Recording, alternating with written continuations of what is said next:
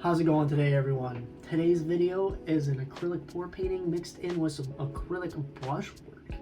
Crazy, right? It took me some thinking and some idea bouncing around to try and figure out how to actually do this and the correct steps to make it look decent.